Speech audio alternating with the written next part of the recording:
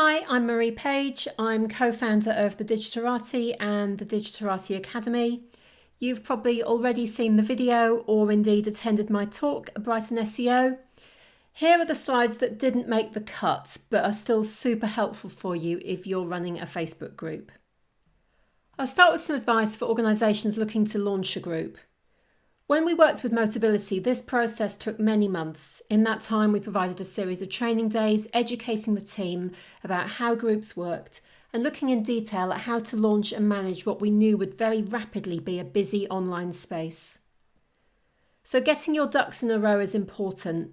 You'll need assets in place from cover photos to admins, as well as rules, group settings sorted, and a bunch of agreed processes and procedures. As you can see in the example on the left, it's an idea to canvass opinion on the viability of a group. Talk about it on your Facebook page. I was so overwhelmed with the response that I got when I did that for Music Academy that it really helped me fast track getting that group sorted. Posts on the page about the group generate buzz about it as well. This is really useful ahead of the launch, which means that on launch day, people are aware and ready to join.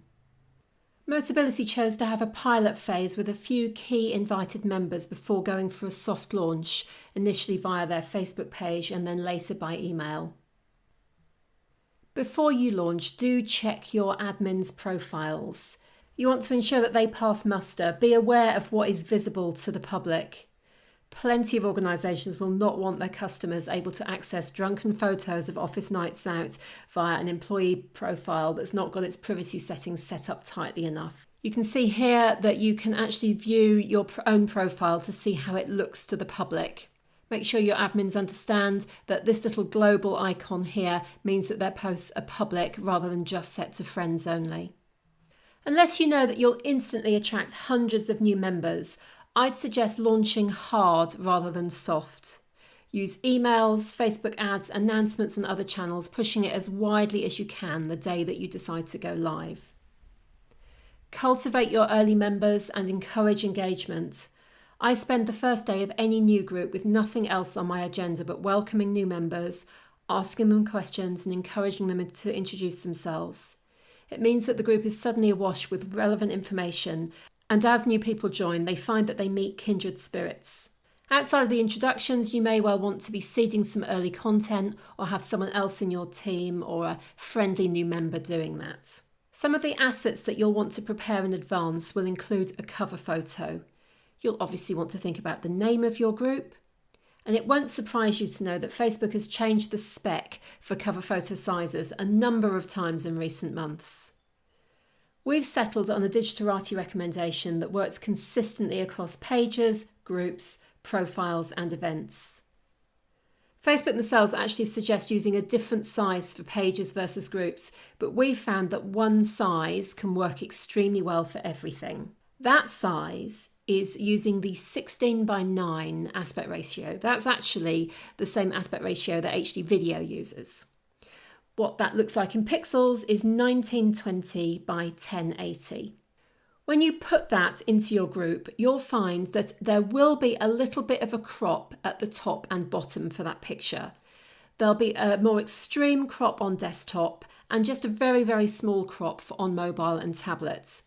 Now, I can live with that because I think the consistency of having the same size for pages, events, profiles and groups is worth having. And of course, most photographs that you're using, you'll want to have a fair amount of slip area at the top and bottom anyway. Just make sure that you don't put any text right in that top and bottom area. You can see from these pictures here that this is where the crop is going to happen on mobile and tablets, top and bottom, and this is where it happens on desktop. So just make sure that any key information is in the middle of your image. You'll want to put some rules together. Make sure you're consistent with those and do make them a condition of membership. Message people that offend and delete offending posts immediately. You may want to ban or mute repeat offenders. I'll actually sometimes just immediately ban people, particularly if they're a new member and they're immediately posting something very spammy. In that instance, I wouldn't even bother messaging them. Your rules might include things such as do not block admins, no going live in this group, no polls, No self-promotion. Of course, if you have a Friday free-for-all post, then that's where people can promote themselves. No friending of admins. No requests to PM. Of course, you'll have other rules that are particularly pertinent to your particular community, so do spend some time thinking about what they might need to be. And it's not a problem if you do want to change them as time goes on. Do also think about what you're going to do about the people that break the rules. Involving your team in the planning stages will enable early buy-in to the group, as well as shaking through any likely issues that may arise with your particular target market. It's really useful to have a sounding board of a wider team for you to work these issues through with. Our training schedule with Motability began with a full day of training about Facebook in general. We focused on how to make the best of the page and also looked at the newsfeed algorithm. It was there that we seeded the idea of a group. Motability had previously looked at and rejected the idea of having a community forum, so we were aware that this was by no means going to be an easy sell-in. However, they liked the idea, and we were invited back to work through the detail of putting a group together and also helped the digital team to sell the idea of a Facebook group to the board. With multiple geographic sites, a large customer services team, a PR agency, a digital team, there was plenty to do to enable buy-in, consistency across the board and a coherent launch plan. You'll want to be thinking about your response time KPIs. That's for new member requests, responding to questions, what you do about out-of-hours cover, as well as considering what the longer-term goals of your group are. Finally, you'll probably want to spend some time scenario planning different issues that might arise. You'll want to devise a response to them as well as developing a content strategy that dovetails with other communications, your website and your Facebook page. You'll find as well that some of the material that comes into your Facebook group will actually then seed some ideas of things that you can put into your content strategy and put onto your Facebook page or onto your website, even some of the ads that you might be doing. Once your group is up and running, you may well find that some super fans emerge. And sometimes it's appropriate to make them moderators of the group. Here's an example of one of those for Muse Academy. Simon was a member of our group from day one and has always been massively supportive to me and also just very kind and generous to other people in the group. I also knew that he'd had some previous experience as a moderator and an admin in Facebook groups. I was feeling that the group itself was starting to lack energy and I was beginning, frankly, to run out of ideas. So I talked to Simon and asked whether he wanted to join us as a moderator. I announced this to the group and you can see that it got lots and lots of really positive reactions and lots of comments from people saying that that was a great idea. And then I just let Simon loose and he came up with a number of new theme days, which have worked really well. And he's just played a much more active part in the group and it has indeed put a new lease of life into the group. So do have a think about other roles that you can have beyond your existing kind of admin team for moderators. You are inevitably going to find that you'll get some complaints, some moans in the Facebook group. These may or may not be justified. Most organisations will already have a procedure for dealing with complaints on social media, so I would recommend that you review that in the light of the group. And of course, other organisations will be working with PR agencies that handle this kind of thing as part of their day-to-day, and you may well find that your PR agency will have a role to play on your admin team. You'll want to have a scenario planning session to do with crisis management. How could the group be used to help with communicating in the event of a crisis? Remember, of course, that because the group has a lot more reach, it could be more effective than the Facebook page in this instance. What about when you actually launch? How are you going to do that? In the previous talk, I did give some ideas on how you could do some Facebook ads to promote the group. But here are some very sensible ideas. First of all, of course, email your list, email your database. And here's an example of that very first email that I sent out for the Muse Academy worship community. And what I also do is still very regularly put some of the content from the group into our newsletter. I won't do any screen grabs because I think that's kind of a little out of order because people want to feel safe within the group. But I do give some tidbits of what to expect and list some of the posts that have been made or some of the topics discussed. And 2 years on from creating that group, I still mention the group content in every newsletter that we send out, and each time we get a good number of new members joining. I've shifted most of my focus in both the Digitarati and Music Academy pages across to our groups now. So in part to explain the lack of content on the page and also to encourage people to join the groups, I use the pinned post on my pages to link to the groups, and you can see how they work there. This is Tumbleweed, and it's chosen because I'm wanting to think about what the numbers are for critical mass for your group to really work. You need enough people for it not to be a ghost town, but not so many that you'll spend all your time firefighting. The magic number for your group will vary, but you do need to work hard at the outset to ensure that you get engagement in those crucial first weeks. So do plan for that well before you launch. Your community will hopefully post plenty of content, but if it gets a bit quiet, you might want a few ideas to fall back on. In the previous talk, I explained how theme days work. Here are some other suggestions. Just as with your Facebook page, you will be using evergreen content, those link posts to articles on your website. Well, you can push those out in the group as well. 2 examples here from Motability.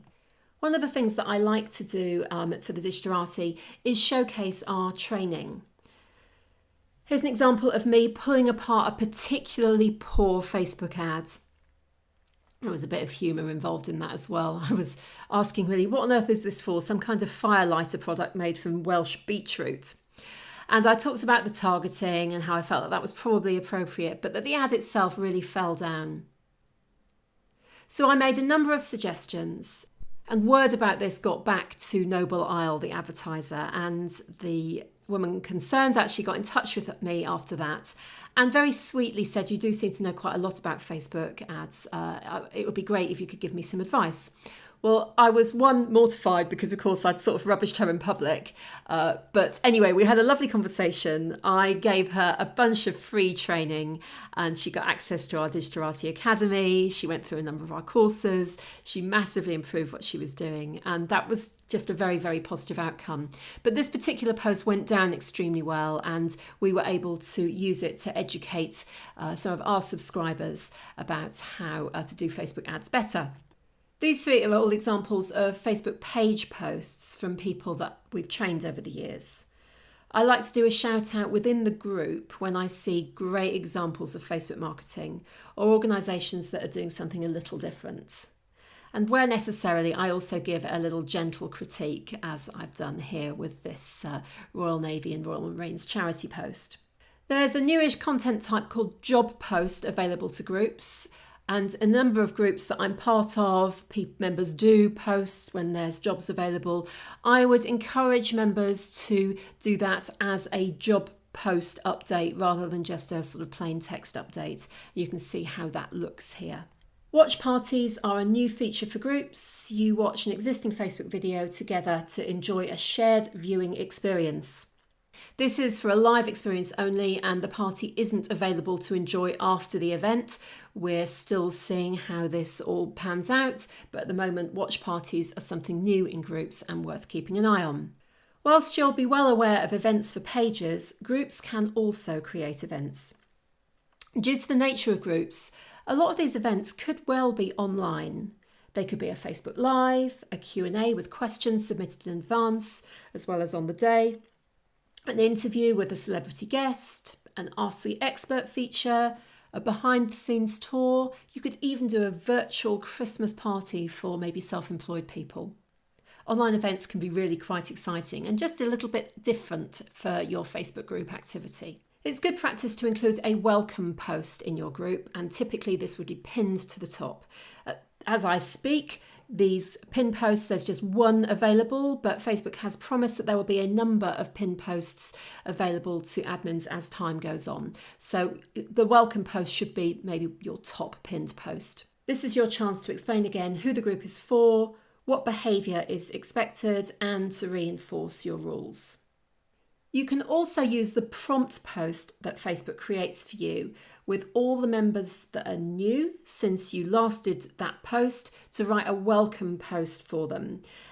You need to do this every 7 days as a maximum amount of time. You can do it every day if you like, but I think that could be quite wearing for your audience. So what I do here is that I've got all those people tagged so we know that they'll see it, and I ask people to introduce themselves, perhaps say where they come from or what they do, and we always get lots and lots of engagement on that post. We often wrap it in with the Friday free-for-all as well, so that's the really busy post of the week where people are introducing themselves, talking about what they do, and having all their promotional links in. I always try and mix this up so it's never the same from one week to the next. And you can see on the right here that I have suggested that people introduce themselves via the language of emoji, and that was quite fun too. Here's a really neat little trick. So this is from a group that I'm part of called Dr. Grieger and How Not to Die Independent Support Group. It's quite a mouthful, isn't it? Now, previously, they had a pin post that was the longest thing imaginable. It just went on and on and on and on. And instead of that, what they've done is they've separated their welcome post or their pinned post into 4. And what they've done is they've uploaded 4 separate pictures. You can see one is the blueberry picture, one is the sprout picture, one is the beans, and one is the nuts. And when you click on each one of those, you will see the description of that particular photograph come up. And that's where they have all the information about the group focus, where to start, the rules and guidelines, and a series they've got on autism. So it's nicely separated things out, and it just means it's less overwhelming for when people need to sort of scroll through the post. What I've found with this group is that newbies often come in and ask questions that are frankly FAQs that have always been answered well in the welcome post, but the welcome post was so daunting. So instead, this welcome post is just that little bit more accessible for everyone. So that's it from me with these bonus slides. As I've said before, our Facebook group is actually only open nowadays to Digitality Academy subscribers. But as I know that the calibre of people that attend Brighton SEO is very high, I'd be really happy for you to join our group. So when you see the questions there, when you go to facebook.com/groups/Team Digitality, just mention Brighton SEO when you apply and we will let you in. We've got a number of Digitality freebies that are really useful for Facebook marketers. We're very keen to share them with you. We've set up a little mini microsite. It's called freedigistuff.com, and it's just there to grab your email address. Of course, we have a complete no spam, full privacy policy there. But in return for your email address, thank you very much, we will give you the ultimate guide to Facebook marketing. That's the top 10 things that we recommend you do on your Facebook page right now. There's a checklist to setting up a Facebook group, which of course should be particularly relevant with this talk. And there's also our cover photo size guide, which gives you a one-size-fits-all recommendation for pages, groups, events, and profiles. There's also, with that, a Photoshop template. So you're very welcome to those. It will, of course, get you onto our mailing list, but you're welcome to unsubscribe from that at any time, and we don't give that away to other people. So I hope you've really enjoyed these talks that I've done. If you've got any questions, please do ask through all the usual channels, and I'll see you sometime. Thank you.